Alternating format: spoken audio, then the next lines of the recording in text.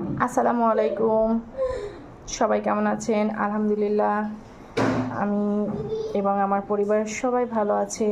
এটা হচ্ছে লাউ চিংড়ি।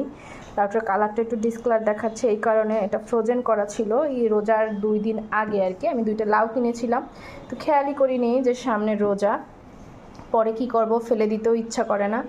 পরে লাউ দুটো কেটে সুন্দর করে ধুয়ে ফ্রোজেন করে রেখেছিলাম, আর আজকে বের করে সেটা রান্না করলাম। যাক, ভালোই হয়েছে, কালারটা একটু এলোমেলো হয়েছে।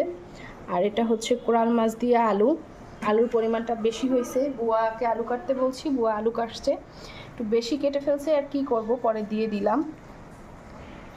আর আরিফিন তো আলু খুব পছন্দ করে, আরিফিন আরহাম।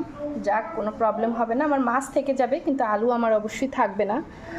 আর এই দেখেন, আমার ইদানিং সব কেন জানি ভেঙে যাচ্ছে। এটা একটা জুসের গ্লাস ছিল, এটা এই তলাটা ফেটে গেছে।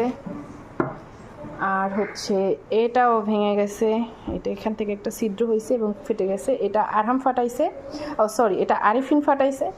আর আসলে এটা আরহাম ফাটাইছে বোধহয়, কারণ আরহামের লাস্ট একদিন জুস খেতে দিয়েছিলাম, ও হয়তো এটার ওই যে জুসের এটা তো কাচের, হয়তো জোরে প্রেশার দিছে, এই জন্য ভেঙে গেছে নাকি জানি না। এই দুটো জিনিস ভাঙা, শুধু ভাঙতেই আছে।